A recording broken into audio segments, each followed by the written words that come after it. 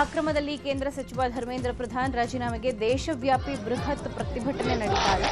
ದೆಹಲಿಯಲ್ಲಿ ಸಂಸತ್ ಚಲೋ ಉಗ್ರ ಸ್ವರೂಪ ಪಡೆದುಕೊಂಡಿದೆ. ನೀಟ್ ಪರೀಕ್ಷೆ ಅಕ್ರಮ ವಿರೋಧಿಸಿ ಧರ್ಮೇಂದ್ರ ಪ್ರಧಾನ್ ರಾಜೀನಾಮೆಗೆ ಒತ್ತಾಯಿಸಿ ನಿನ್ನೆ ಸುಮಾರು 20,000ಕ್ಕೂ ಅಧಿಕ ಸಿಜೆಪಿ ಸದಸ್ಯರು ಪ್ರತಿಭಟನೆ ಮಾಡಿದ್ದಾರೆ. ಅಶ್ರುವಾಯು ಪ್ರಯೋಗ, ಲಾಠಿ ಚಾರ್ಜ್ಗೂ ಬಗ್ತಾ ಇಲ್ಲ. ಪೊಲೀಸರ ಮೇಲೆ ತಿರುಗಿ ಬಿದ್ದಿದ್ದು ಪ್ರಧಾನ್ ರಾಜೀನಾಮೆಗೆ ಆಗ್ರಹಿಸಿ ಅಹೋರಾತ್ರಿ ಧರಣಿ ನಡೆಸಿದ್ದಾರೆ. ರಾಜೀನಾಮೆ ಕೊಡದೇ ಇದ್ರೆ ಸಂಸತ್ ಭವನ ನಾಶ ಮಾಡಿಬಿಡ್ತೀವಿ ಅಂತ ಆಕ್ರೋಶ ಹೊರಹಾಕಿದ್ದಾರೆ. ಸರ್ಕಾರ ಮಾತುಕತೆಗೆ ಕರೆದ್ರೂ ಹೋಗದೇ ಇರೋಕೆ ನಿರ್ಧಾರ ಮಾಡಿದ್ದಾರೆ.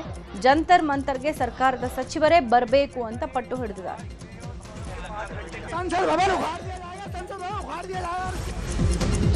ಕೇಂದ್ರ ಸಚಿವ ಧರ್ಮೇಂದ್ರ ಪ್ರಧಾನ್ ರಾಜೀನಾಮೆಗೆ ದೇಶವ್ಯಾಪಿ ಬೃಹತ್ ಪ್ರತಿಭಟನೆ ನಡೀತಾ ಇದೆ. ಗೋವಾದ ಪಣಜಿಯಲ್ಲಿ ಸೋನಂ ವಾಂಗ್ಚುಕ್ಗೆ ಬೆಂಬಲ ಸೂಚಿಸಿ ಕ್ಯಾಂಡಲ್ ಲೈಟ್ ಮೆರವಣಿಗೆ ನಡೆಸಿದ ಪ್ರತಿಭಟನಾಕಾರರು ಆಜಾದ್ ಮೈದಾನದಲ್ಲಿ ಜಮಾಯಿಸಿದರು.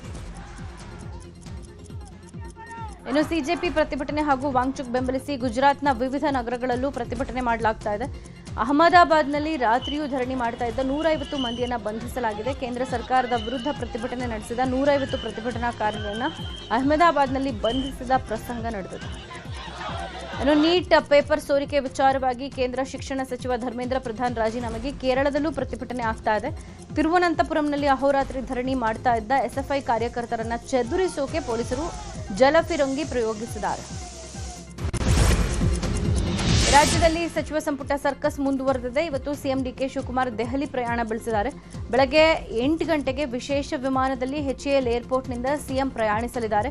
ಮಾಜಿ ಸಿಎಂ ಸಿದ್ದರಾಮಯ್ಯ ಕೂಡ ಸಿಎಂ ಜೊತೆಗೆ ದೆಹಲಿಗೆ ಹೊರಡಲಿದ್ದಾರೆ. ಉಭಯ ನಾಯಕರು ಹೈಕಮಾಂಡ್ ಜೊತೆ ಮಹತ್ವದ ಸಭೆ ನಡೆಸಲಿದ್ದಾರೆ.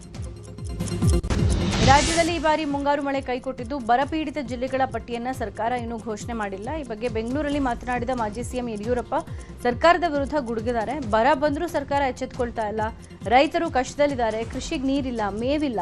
ರೈತರ ಸಂಕಷ್ಟಕ್ಕೆ ಸರ್ಕಾರ ಪರಿಹಾರ ಘೋಷಣೆ ಮಾಡಬೇಕು. ಪ್ರತಿಯೊಬ್ಬ ರೈತರಿಗೆ ಎಕರೆಗೆ 50,000 ಪರಿಹಾರ ಕೊಡಬೇಕು ಅಂತ ಒತ್ತಾಯಿಸಿದ್ದಾರೆ. ಬಿಜೆಪಿ ಹಿರಿಯ ನಾಯಕ ಮಾಜಿ ಸಚಿವ ದಿವಂಗತ ರಾಮಚಂದ್ರೇಗೌಡರಿಗೆ ಬಿಜೆಪಿ ನಾಯಕರು ನುಡಿ ನಮನ ಸಲ್ಲಿಸಿದ್ದಾರೆ. ಬೆಂಗಳೂರಿನ ಮಲ್ಲೇಶ್ವರದ ರಾಜ್ಯ ಬಿಜೆಪಿ ಕಚೇರಿಯಲ್ಲಿ ನುಡಿ ನಮನ ಕಾರ್ಯಕ್ರಮ ಆಯೋಜನೆ ಮಾಡಲಾಗಿತ್ತು. ರಾಮಚಂದ್ರೇಗೌಡರು ಮಾಡಿದ ಹೋರಾಟಗಳ ಕುರಿತು ಭಾವಚಿತ್ರವನ್ನು ಪ್ರದರ್ಶನ ಮಾಡಲಾಯಿತು. ಕಾರ್ಯಕ್ರಮದಲ್ಲಿ ಮಾಜಿ ಸಿಎಂ ಯಡಿಯೂರಪ್ಪ, ಶಾಸಕ ಸುರೇಶ್ ಕುಮಾರ್, ಸಿಕೆ ರಾಮಮೂರ್ತಿ, ಸಪ್ತಗಿರಿಗೌಡ ಸೇರಿದಂತೆ ಹಲವರು ಭಾಗಿಯಾಗಿದ್ದರು. ರಾಜ್ಯ ಸರ್ಕಾರದ ಪಿಆರ್ಸಿ ಯೋಜನೆಗೆ ವಿಪಕ್ಷ ನಾಯಕ ಅಶೋಕ್ ವಿರೋಧ ವ್ಯಕ್ತಪಡಿಸಿದ್ದಾರೆ.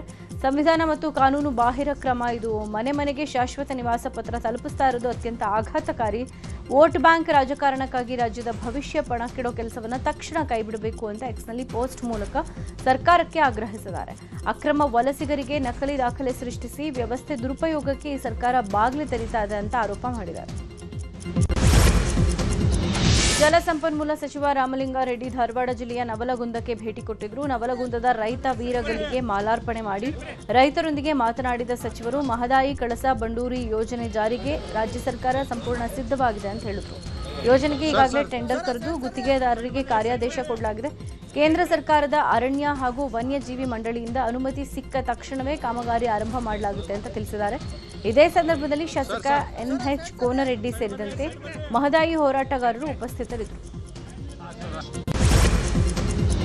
ಅತ್ಯಾಚಾರ ಪ್ರಕರಣಗಳಲ್ಲಿ ಜೀವಿತಾವಧಿ ಶಿಕ್ಷೆಗೆ ಗುರಿಯಾದ ಮಾಜಿ ಸಂಸದ ಪ್ರಜ್ವಲ್ ರೇವಣ್ಣಗೆ ಒಳ ಸಂದರ್ಶನಕ್ಕೆ ಅನುಮತಿ ಕೊಡಲಾಗಿದೆ.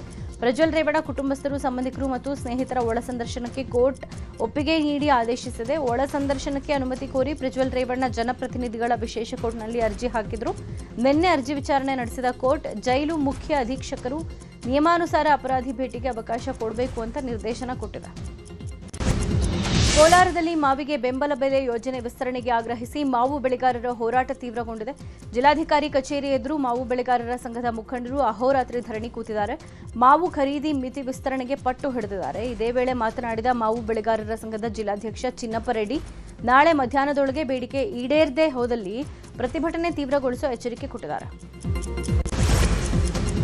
ಕೆಪಿಎಸ್ಸಿ ಮಾಜಿ ಅಧ್ಯಕ್ಷ ಶಿವಶಂಕರಪ್ಪ ವಿರುದ್ಧ ಸ್ವಜನ ಪಕ್ಷಪಾತ ಆರೋಪ ಪ್ರಕರಣದಲ್ಲಿ ಶಾಸಕ ಬಸನಗೌಡ ಪಾಟೀಲ್ ಯತ್ನಾಳ್ ಹಾಗೂ ವಿದ್ಯಾರ್ಥಿಗಳ ಸಂಘ ಸಲ್ಲಿಸಿದ್ದ ರಿಟ್ ಅರ್ಜಿ ವಿಚಾರಣೆ ಆಗಿದೆ.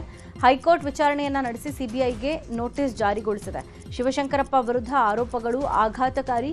ಈಗ ಎಸ್ಐಟಿ ರಚಿಸೋದು ಸೂಕ್ತ ಅಲ್ಲ. ಸ್ವತಂತ್ರ ತನಿಖಾ ಸಂಸ್ಥೆಯಿಂದ ತನಿಖೆ ಅಗತ್ಯ ಅಂತ ಹೈಕೋರ್ಟ್ ನ್ಯಾಯಮೂರ್ತಿ ನಾಗಪ್ರಸನ್ನ ಅಭಿಪ್ರಾಯಪಟ್ಟಿದ್ದಾರೆ.